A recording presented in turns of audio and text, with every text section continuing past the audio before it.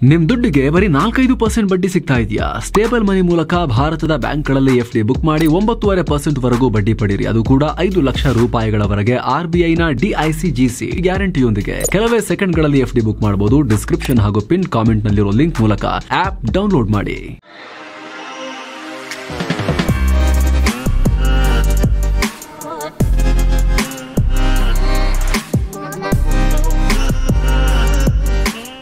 Hi friends, ದಿನದ ಎಲ್ಲ ಪ್ರಮುಖ ಸುದ್ದಿಯನ್ನು ನಿಮಗೆ ತಲುಪಿಸುವ mastmaga.comನ ಫುಲ್ ನ್ಯೂಸ್ಗೆ ಸ್ವಾಗತ. ನಾನು ಅಮರ್ ಪ್ರಸಾದ್. ಮಹತ್ವದ ಬೆಳವಣಿಗೆಯಲ್ಲಿ ಮುಂಬೈ ದಾಳಿಯ ಸಂಚುಕೋರ ತಹೌರ್ ರಾಣಾನನ್ನ ಅಧಿಕೃತವಾಗಿ ಭಾರತಕ್ಕೆ ಕರ್ಕೊಂಡ್ಬರಲಾಗಿದೆ. ಅಮೆರಿಕದ ಸುಪ್ರೀಂ ಕೋರ್ಟ್ ರಾಣಾ ಹಸ್ತಾಂತರಕ್ಕೆ ಅನುಮತಿ ಕೊಟ್ಟ ಬೆನ್ನಲ್ಲೇ NIA ಅಧಿಕಾರಿಗಳು ಆತನನ್ನ ಎತ್ಕೊಂಡ್ಬಂದಿದ್ದಾರಿಸಿದ. ಈತನನ್ನ ದೇಶದ ರಾಜಧಾನಿ ದಿಲ್ಲಿಯಲ್ಲಿ NIA ಅಧಿಕಾರಿಗಳು ಪ್ರಾಥಮಿಕ ತನಿಖೆಗೆ ಒಳಪಡಿಸಿದ್ದಾರೆ. ತಿಹಾರ್ ಜೈಲ್ನಲ್ಲಿ ಹೈ ಸೆಕ್ಯೂರಿಟಿ ಸೆಲ್ ಅನ್ನ ಕೂಡ ತಯಾರು ಮಾಡಲಾಗಿದೆ. ಭಾರತದ ಕಾನೂನು ಪ್ರಕಾರ ರಾಣಾನನ್ನ ಬಂಧಿಸಿದ 24 ಗಂಟೆಗಳ ಒಳಗಾಗಿ ಕೋರ್ಟ್ಗೂ ಕೂಡ ಹಾಜರುಪಡಿಸಲಾಗುತ್ತೆ. ಅದರಂತೆ ಪಟಿಯಾಲ ಹೌಸ್ ಕೋರ್ಟ್ಗೆ ಹಾಜರುಪಡಿಸುವ ಸಾಧ್ಯತೆ ಇದೆ. ಭದ್ರತಾ ಕಾರಣಗಳಿಂದಾಗಿ ಈತನನ್ನ NIA ನ್ಯಾಯಾಧೀಶರ ಮುಂದೆ ವರ್ಚುವಲ್ ಆಗಿ ಆನ್ಲೈನ್ನಲ್ಲಿ ವಿಡಿಯೋ ಲಿಂಕ್ ಮೂಲಕ ಹಾಜರುಪಡಿಸಬಹುದು ಅಂತ ಹೇಳಲಾಗ್ತಿದೆ. ಈ ರಾಣಾ ಕೇಸ್ನಲ್ಲಿ ಗೃಹ ಇಲಾಖೆ ಹಿರಿಯ ವಕೀಲ ನರೇಂದ್ರ ಮಾನ್ ಅವ್ರನ್ನ 3 ವರ್ಷಗಳ ಅವಧಿಗೆ ಸ್ಪೆಷಲ್ ಪಬ್ಲಿಕ್ ಪ್ರಾಸಿಕ್ಯೂಟರ್ SPP ಆಗಿ ನೇಮಕ ಮಾಡಿದೆ. ಇದೆಲ್ಲಕ್ಕಿಂತ ಹೆಚ್ಚಾಗಿ ಕುಂಬಳಕಾಯಿ ಕಳ್ಳ ಯಾರು ಅಂತ ಹೇಳಿದ್ರೆ ಹೆಗಲು ಮುಟ್ಟಿ ನೋಡಿಕೊಳ್ಳುವ ಜಾಯಮಾನದ ಪಾಕಿಸ್ತಾನ ರಿಯಾಕ್ಟ್ ಮಾಡಿದೆ. ರಾಣಾನನ್ನ ಭಾರತಕ್ಕೆ ಕರೆತರುತ್ತಿದ್ದ ಹಾಗೆ ಇವನು ನಮ್ಮ ದೇಶದವನಲ್ಲ ಅಂತ ಹೇಳಿದೆ.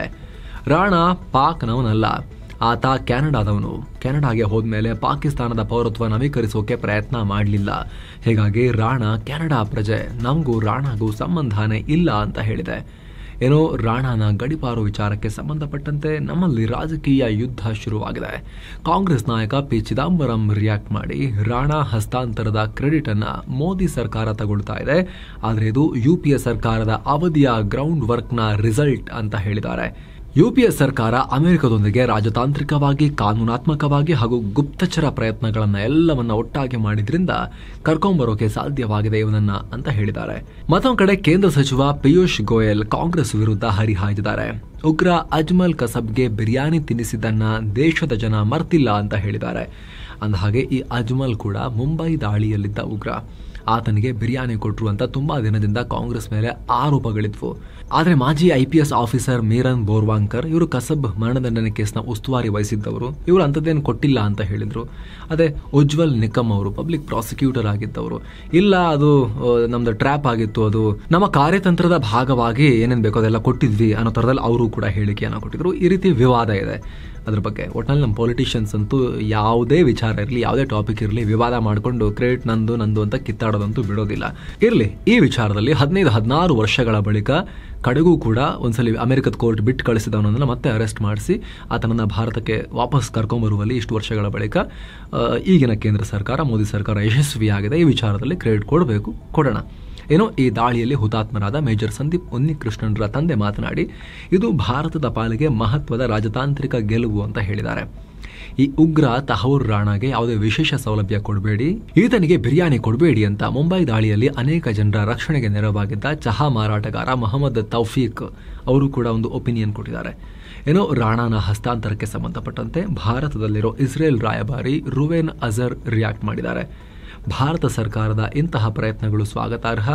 ಭಯೋತ್ಪಾದಕರನ್ನ ನ್ಯಾಯದ ಮುಂದೆ ತಂದ ಭಾರತ ಸರ್ಕಾರಕ್ಕೆ ಧನ್ಯವಾದ ಅಂತ ಹೇಳಿದ್ದಾರೆ. ಅಂದಹಾಗೆ ಈ ದಾಳಿಯಲ್ಲಿ 4 ಇಸ್ರೇಲಿ ಪ್ರಜೆಗಳು ಪ್ರಾಣ ಕಳ್ಕೊಂಡಿದ್ರು.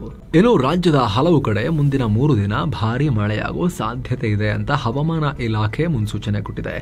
ಏಪ್ರಿಲ್ 10 ಹಾಗೂ 11ನೇ ತಾರೀಕು ರಾಜ್ಯ ರಾಜಧಾನಿ ಬೆಂಗಳೂರು ಸೇರಿದ ಹಾಗೆ ದಕ್ಷಿಣ ಕರ್ನಾಟಕ, ಕರಾವಳಿ ಕರ್ನಾಟಕ ಹಾಗೂ ಉತ್ತರ ಕರ್ನಾಟಕದ ಅಲ್ಲಲ್ಲಿ ಮಳೆಯಾಗಬಹುದು ಅಂತ ಇಲಾಖೆ ತಿಳಿಸಿದೆ. ಏಪ್ರಿಲ್ 12ನೇ ತಾರೀಕು ಬೆಳಗಾವಿ, ಧಾರವಾಡ, ಹಾವೇರಿ, ಉಡುಪಿ, ದಕ್ಷಿಣ ಕರ್ನಾಟಕ ಸೇರಿದಂತೆ ದಕ್ಷಿಣ ಒಳನಾಡಿನಲ್ಲಿ ಮಳೆಯಾಗುತ್ತೆ. ಬುಧವಾರ ಸುರಿದ ಧಾರಾಕಾರ ಮಳೆಗೆ KSRTC ಬಸ್ ಚಾಲಕನ ಕಂಟ್ರೋಲ್ ತಪ್ಪಿ ರಸ್ತೆ ಪಕ್ಕದ ಮನೆ ಮೇಲೆ ಬಿದ್ದು 30 ಅಡಿ ಪ್ರಪಾತಕ್ಕೆ ಉರುಳಿದೆ. ಬೆಂಗಳೂರಿಂದ ಶೃಂಗೇರಿಗೆ ಹೋಗುವ ವೇಳೆ ಕೊಪ್ಪ ತಾಲೂಕಿನ ಜಯಪುರ ಸಮೀಪದ ಜಲದುರ್ಗ ಬಳಿ ಈ ಘಟನೆಯಾಗಿದೆ. ಪರಿಣಾಮ ಬಸ್ನಲ್ಲಿದ್ದ 30ಕ್ಕೂ ಅಧಿಕ ಪ್ರಯಾಣಿಕರಿಗೆ ಗಂಭೀರ ಗಾಯಗಳಾಗಿವೆ. ಸದ್ಯ ಅವರನ್ನೆಲ್ಲ ಕೊಪ್ಪ ಮತ್ತು ಜಯಪುರ ಸರ್ಕಾರಿ ಆಸ್ಪತ್ರೆಗೆ ದಾಖಲಿಸಿ ಚಿಕಿತ್ಸೆ ಕೊಡಲಾಗ್ತಾ ಇದೆ. ಇನ್ನು ಬುಧವಾರ ಶಿವಮೊಗ್ಗ ಜಿಲ್ಲೆ ಸಾಗರ, ತೀರ್ಥಹಳ್ಳಿ ತಾಲೂಕುಗಳಲ್ಲಿ ಗುಡುಗು ಸಹಿತ ಭಾರೀ ಮಳೆಯಾಗಿದೆ. ಉತ್ತರ ಕನ್ನಡ ಜಿಲ್ಲೆಯಲ್ಲಿ 3 ಸೆಂಟಿಮೀಟರ್ ಹಾಗೂ ಬೆಳಗಾವಿ ಜಿಲ್ಲೆ ಖಾನಾಪುರ, ಚಿಕ್ಕಮಗಳೂರು ಜಿಲ್ಲೆ ಕಳಸದಲ್ಲಿ ತಲಾ 2 ಸೆಂಟಿಮೀಟರ್ ಮಳೆಯಾಗಿದೆ. ರಾಜ್ಯ ಸರ್ಕಾರದ ವಿರುದ್ಧ ಗುತ್ತಿಗೆದಾರರ ಸಂಘ ಮತ್ತೆ ಸಿಡಿದೆದ್ದಿದೆ. ಲೋಕೋಪಯೋಗಿ ಇಲಾಖೆಯಲ್ಲಿ ಸಚಿವ ಸತೀಶ್ ಜಾರಕಿಹೊಳಿ ಕುಟುಂಬಸ್ಥರು ಮತ್ತು ನೀರಾವರಿ ಇಲಾಖೆಯಲ್ಲಿ ಸಚಿವ ಬೋಸರಾಜ್ ಮಗ ಹಸ್ತಕ್ಷೇಪ ಮಾಡಿಸಿದ್ದಾರೆ ಅಂತ ಸಂಘದ ಅಧ್ಯಕ್ಷ ಆರ್ ಮಂಜುನಾಥ್ ಆರೋಪ ಮಾಡಿದ್ದಾರೆ. ಸಣ್ಣ ಮತ್ತು ಮಧ್ಯಮ ಗುತ್ತಿಗೆದಾರರ ಹಣ ಬಿಡುಗಡೆಗೆ ಮಧ್ಯವರ್ತಿಗಳು ಕಾಟ ಕೊಡುತ್ತಿದ್ದಾರೆ. ಹೀಗಾಗಿ ನ್ಯಾಯ ಕೊಡಿಸಿ ಅಂತ ಸಿಎಂ ಸಿದ್ದರಾಮಯ್ಯ ಅವರಿಗೆ ಸಂಘ ಪತ್ರ ಬರೆದಿದೆ. ಇನ್ನು ಗುತ್ತಿಗೆದಾರರು ಮಾಡ್ತಿರೋ ಕಮಿಷನ್ ಆರೋಪಕ್ಕೆ ಸೂಕ್ತ ದಾಖಲೆ ಕೊಟ್ಟರೆ ತನಿಖೆ ಮಾಡ್ತೀವಿ ಅಂತ ಸಚಿವ ಕೃಷ್ಣ ಬೈರೇಗೌಡ ಪ್ರತಿಕ್ರಿಯೆ ಕೊಟ್ಟಿದ್ದಾರೆ. ಇನ್ನು ಗ್ಯಾರಂಟಿ ಬಗ್ಗೆ ಮತ್ತೊಬ್ಬ ಕಾಂಗ್ರೆಸ್ ಶಾಸಕ ಅಪಸ್ವರ ಎತ್ತಿದ್ದಾರೆ. ಬಾಗೇಪಲ್ಲಿ ಕಾಂಗ್ರೆಸ್ ಶಾಸಕ ಸುಬ್ಬಾರೆಡ್ಡಿ, ಈ 5 ಗ್ಯಾರಂಟಿಗಳಿಂದ ನಮಗೆ ತುಂಬಾ ಕಷ್ಟ ಆಗ್ತಾ ಇದೆ, ನಿಭಾಯಿಸೋಕೆ ಹಾಲು ಡೀಸೆಲ್ ಬೆಲೆ ಎಲ್ಲ ಏರಿಕೆ ಮಾಡಬೇಕಾದ ಅನಿವಾರ್ಯತೆ ಬಂದ್ಬಿಟ್ಟಿದೆ. ನಾವು ಮ್ಯಾಜಿಕ್ ಮಾಡಿ ದುಡ್ಡು ಹೊಂದಿಸೋಕೆ ಸಾಧ್ಯನಾ? ಜನರಿಗೆ ಸೌಲಭ್ಯ ಕಲ್ಪಿಸೋಕೆ ತೆರಿಗೆ ಮೂಲಕ ಹಣವನ್ನು ಕಲೆಕ್ಟ್ ಮಾಡಬೇಕಾಗತ್ತೆ, ಇದರಲ್ಲಿ ಏನಿದೆ ಅನ್ನೋ ಒಂದು ಹೇಳಿಕೆಯನ್ನು ಕೊಟ್ಟಿದ್ದಾರೆ. ಏನು ಇಷ್ಟು ದಿನ ಬಿಡಿಎಗೆ ಇದ್ದ ಭೂ ಪರಿವರ್ತನೆಯ ಲ್ಯಾಂಡ್ ಕನ್ವರ್ಷನ್ ಅಧಿಕಾರವನ್ನ ಈಗ ಬಿಬಿಎಂಪಿಗೆ ಹಸ್ತಾಂತರಿಸಲಾಗಿದೆ. ಇದರಿಂದ ಬಿಬಿಎಂಪಿ ಬೊಕ್ಕಸಕ್ಕೆ ಸಾವಿರಾರು ಕೋಟಿ ರೂಪಾಯಿ ಆದಾಯ ಹರಿದು ಬರೋ ನಿರೀಕ್ಷೆ ಇದೆ ಅಂತ ಅಧಿಕಾರಿಗಳು ಹೇಳಿದ್ದಾರೆ. ಬೆಂಗಳೂರಿನ ಕೆಂಪೇಗೌಡ ಅಂತಾರಾಷ್ಟ್ರೀಯ ವಿಮಾನ ನಿಲ್ದಾಣದ ಹೊಸ ಟರ್ಮಿನಲ್ 2 ಮತ್ತೊಂದು ಹೆಗ್ಗಳಿಕೆಗೆ ಪಾತ್ರ ಆಗಿದೆ. ಗ್ಲೋಬಲ್ ಸ್ಕೈ ಟ್ರ್ಯಾಕ್ಸ್ ನಿಂದ 5 ಸ್ಟಾರ್ ರೇಟಿಂಗ್ ಪಡೆದ ದೇಶದ ಮೊದಲ ವಿಮಾನ ನಿಲ್ದಾಣ ಅನ್ನೋ ಖ್ಯಾತಿಯನ್ನು ಪಡ್ಕೊಂಡಿದೆ. ಟರ್ಮಿನಲ್ ವಿನ್ಯಾಸ, ಸ್ವಚ್ಛತೆ, ಭದ್ರತೆ, ಡಿಜಿಟಲೀಕರಣ, ಆತಿಥ್ಯ ಸೇರಿದ ಹಾಗೆ ಅಲ್ಲಿನ ಸೌಲಭ್ಯಗಳ ಬಗ್ಗೆ ನಾವು ಕೂಡ ಡೀಟೇಲ್ ಆಗಿ ಈ ಹಿಂದೆ ಒಳಗೆ ಹೋಗಿ ಪರ್ಮಿಷನ್ ತಗೊಂಡು ರಿಪೋರ್ಟ್ ಮಾಡಿ ನಿಮಗೆ ತೋರಿಸಿದ್ವಿ. ತಮಿಳುನಾಡಿನ ಕೊಯಮತ್ತೂರಿನಲ್ಲಿ ಈ ಆಧುನಿಕ ಜಗತ್ತು ಮನುಷ್ಯರೆಲ್ಲ ತಲೆ ತಗ್ಗಿಸುವ ಒಂದು ಅಮಾನವೀಯ ಕೃತ್ಯ ಮಾಡಿದ್ದಾರೆ. ಖಾಸಗಿ ಶಾಲೆಯೊಂದರಲ್ಲಿ ಋತುಚಕ್ರದಲ್ಲಿದ್ದಂಥ 8ನೇ ತರಗತಿ ವಿದ್ಯಾರ್ಥಿನಿಯೊಬ್ಬರಿಗೆ, ಮೆನ್ಸ್ಟ್ರುಯೇಟಿಂಗ್ ಗರ್ಲ್, ಅವರಿಗೆ ಕ್ಲಾಸ್ ರೂಮ್ ಹೊರಗೆ ಕೂರಿಸಿ ಪರೀಕ್ಷೆ ಬರೆಸಲಾಗಿದೆ. ವಿದ್ಯಾರ್ಥಿನಿ ಹೊರಗೆ ಕುಳಿತಿದ್ದನ್ನು ನೋಡಿದ ತಾಯಿ ಈ ಬಗ್ಗೆ ಪ್ರಶ್ನೆ ಮಾಡಿದ್ದಾರೆ. ಆಗ ವಿದ್ಯಾರ್ಥಿನಿ ಪ್ರಿನ್ಸಿಪಾಲೇ ಹೇಳಿದ್ದು ಅಂತ ತಿಳಿಸಿದ್ದಾರೆ. ಇದರ ವಿಡಿಯೋ, ಈ ಘಟನೆ ಬಹಳ ಆಕ್ರೋಶಕ್ಕೆ ಕಾರಣ ಆಗ್ತಾ ಇದೆ. ಮಾಜಿ ಟೀಮ್ ಇಂಡಿಯಾ ಕ್ಯಾಪ್ಟನ್ ಹರಿದತ್ ಕಪ್ರಿ ನಿಧನರಾಗಿದ್ದಾರೆ. ತಮ್ಮ 83ನೇ ವಯಸ್ಸಲ್ಲಿ ಕೊನೆಯುಸಿರೆಳೆದಿದ್ದಾರೆ. ಇವರ ಲೀಡರ್ಶಿಪ್ನಲ್ಲಿ ಭಾರತದ ಬಾಸ್ಕೆಟ್ಬಾಲ್ ಟೀಮ್ ತುಂಬಾ ದೊಡ್ಡ ಸಾಧನೆ ಮಾಡಿತ್ತು. ಇವರು ಕ್ಯಾಪ್ಟನ್ಸಿಯಲ್ಲಿ 1965ರಿಂದ 78ರವರೆಗೆ ನಿರಂತರ ಗೆಲುವನ್ನು ದಾಖಲಿಸಿತ್ತು. ಇವರ ಬಾಸ್ಕೆಟ್ಬಾಲ್ ಕ್ರೀಡೆಯ ಸಾಧನೆಗಾಗಿ 1969ರಲ್ಲಿ ಅರ್ಜುನ ಅವಾರ್ಡ್ ಕೂಡ ಕೊಟ್ಟು ಗೌರವಿಸಲಾಗಿತ್ತು. ಜಮಿಯತ್ ಉಲೇಮಾ ಎ ಹಿಂದ್ ಸಂಘಟನೆ ಹೊಸ ವಕ್ಫ್ ಕಾನೂನು ವಿರುದ್ಧ 1 ಕೋಟಿ ಜನರ ಸಹಿ ಸಂಗ್ರಹ ಮಾಡ್ತೀವಿ ಅಂತ ಚಳವಳಿಗೆ ಮುಂದಾಗಿದೆ.